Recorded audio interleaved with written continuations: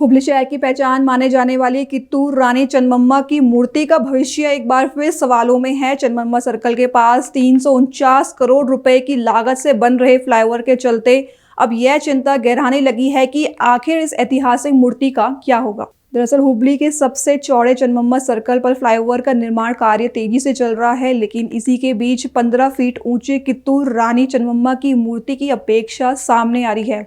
मूर्ति के चारों ओर बड़े बड़े खंभे खड़े कर दिए गए हैं, जिससे वह लगभग दिखाई नहीं दे रही है। वर्ष 1975 से चल रहे संघर्ष के बाद 80 के दशक में यहाँ मूर्ति स्थापित की गई थी, जो आज हुबली के कमर्शियल शहर की पहचान है। स्थानीय लोगों की मांग है कि फ्लाईओवर निर्माण के नाम पर रानी चन्नम्मा की गरिमा और सम्मान से कोई समझौता ना किया जाए।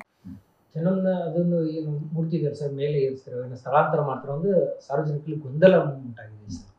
ಸೊ ಆ ಫ್ಲೈಓವರ್ ವರ್ಕ್ ನ್ಯಾಷನಲ್ ಹೈವೇದವ್ರು ಮಾಡ್ತಾ ಇರೋದ್ರಿಂದ ಸೊ ಅದ್ರ ಬಗ್ಗೆ ಇನ್ನೂ ಯಾವುದೇ ಪ್ರಸ್ತಾವನೆಗಳು ಅಥವಾ ಚರ್ಚೆಗಳು ಯಾವುದೋ ಪಾಲಿಕೆ ಹಂತದಲ್ಲಿ ಬಂದಿಲ್ಲ. ಸೊ ಅದು ಬಂದ ಮೇಲೆ ಅದ್ರ ಬಗ್ಗೆ ಆ, ಒಂದು ಯೋಜನೆ, ಒಂದು ಪ್ರಾಜೆಕ್ಟನ್ನು ರೆಡಿ ಮಾಡಿ, ಒಂದು ಪ್ರಾಜೆಕ್ಟ್ ರಿಪೋರ್ಟ್ನ ತೆಗೆದುಕೊಂಡು ಸೊ ಅದನ್ನ ಏನು ಮಾಡಬೇಕು ಅನ್ನೋದು ನೋಡ್ತೀವಿ. ಇನ್ನೂವರೆಗೂ ಆ ವಿಷಯ ಚರ್ಚೆಯಲ್ಲಿ ಬಂದಿಲ್ಲ. ಅಂದ್ರೆ ಏನಂದ್ರೆ ಸರ್, ಇವಾಗ ಆಲ್ರೆಡಿ ಕಾಮಗಾರಿ ಮುಗಿಯಪ್ಪ ಸರ್, ಇನ್ನು 2 ಮಂತ್ ಇದೆ. ಹ್ಮ್.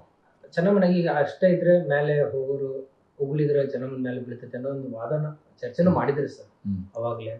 ಈಗ ಅದನ್ನ ಯಾವ ರೀತಿ ಅದನ್ನ ಏನು ನಿರ್ವಹಣೆ ಮಾಡಬೇಕು? ಸೊ ಈಗ ನಮ್ಮ ಸಾಮಾನ್ಯ ಸಭೆಯಲ್ಲಿ ಇದನ್ನು ಸಬ್ಜೆಕ್ಟ್ ಇಟ್ಟು ಪಾಲಿಕೆ ಮತ್ತು ನ್ಯಾಷನಲ್ ಹೈವೇ ಬೇರೆ ಬೇರೆ ಇಲಾಖೆಯವರು, ನಮ್ಮ ಟ್ರಾನ್ಸ್ಪೋರ್ಟ್ ಡಿಪಾರ್ಟ್ಮೆಂಟ್, NWKRTC ಎಲ್ಲರೂ ಸೇರಿ ಇದಕ್ಕೊಂದು ಯೋಜನೆಯನ್ನು ರೆಡಿ ಮಾಡಬೇಕಾಗ್ತದೆ.